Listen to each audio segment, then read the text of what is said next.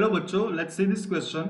If z is equal to a to the power 4 b to the power 1 by 3 divided by c into d to the power 3 by 2 and delta a, delta b, delta c and delta t are respective absolute errors in a, b, c and d respectively, the relative error in z is. तो हमें z में बच्चों relative error find करनी है। बहुत ही easy question है। अब z में रिलेटिव एरर क्या होती है बच्चों, जिसको हम डिनोट करते हैं डेल्टा z बाई z से। ये होती है रिलेटिव एरर। अगर आप सिर्फ डेल्टा जेड लिखते हो तो ये एब्सोल्यूट एरर होती है, जो कि यहाँ पे गिवन है। Delta A, delta B, delta C और डेल्टा डी क्या है, ए बी सी डी में रेस्पेक्टिव एब्सोल्यूट एरर्स है। और हमें डेल्टा जेड या फिर वो नहीं फाइंड करना है, हमें ये फाइंड करना है। ठीक है, तो आपको बच्चों ये बात पता होगी कि अगर मैं बात करूं कि a is equal to x to the power n है, तो a में जो रिलेटिव एरर होगी डेल्टा ए बाई ए क्या हो जाएगी, पावर बच्चों आगे आ जाएगी और हमें x में रिलेटिव एरर फाइंड कर लेनी है। तो x में जो रिलेटिव एरर होगी उसको हम n से मल्टीप्लाई करेंगे तो हमारी रिलेटिव एरर a में आ जाएगी।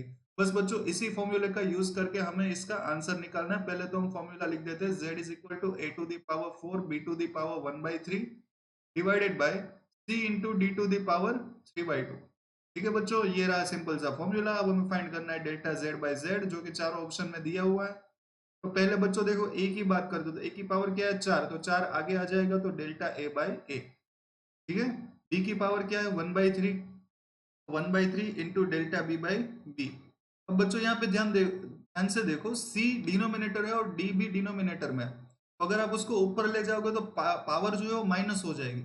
लेकिन हमें माइनस पावर नहीं लिखनी है, हमें ऑलवेज प्लस ही लिखनी है। अगर आप वो नीचे लिखो या ऊपर लिखो, हमेशा पावर जो है वो प्लस में ही आएगी। चाहे आप उसको माइनस में लिखो फिर भी वो प्लस में ही आएगी, क्योंकि एरर्स हमेशा एडिटिव इन नेचर होती है।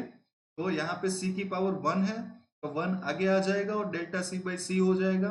और d की पावर 3 बाई 2 है और ये डेल्टा d बाई डी हो जाएगा। फिर से बच्चों याद रखना है कि अगर आप d को न्यूमेरेटर में ले जाओगे तो पावर माइनस हो जाएगी, लेकिन आपको यहाँ पे पावर माइनस में नहीं लिखनी है, आपको जैसे कि तैसे हमेशा प्लस में ही पावर लिखनी है।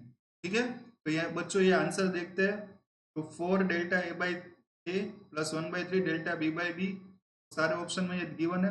देखो बच्चों यहाँ पे देखो ये माइनस वाला है, तो ये तो ऑप्शन हट गया ना, ये नहीं आएगा।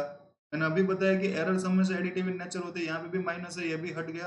अब आपको देखना है यहाँ पे भी माइनस है, ये भी हट गया। तो बचा कौन सा ऑप्शन, एक ही ऑप्शन बचता है, ऑप्शन है। तो आपका करेक्ट आंसर हो जाएगा ऑप्शन है। आई होप कि आपको ये क्वेश्चन समझ में आया होगा। Thank you so much.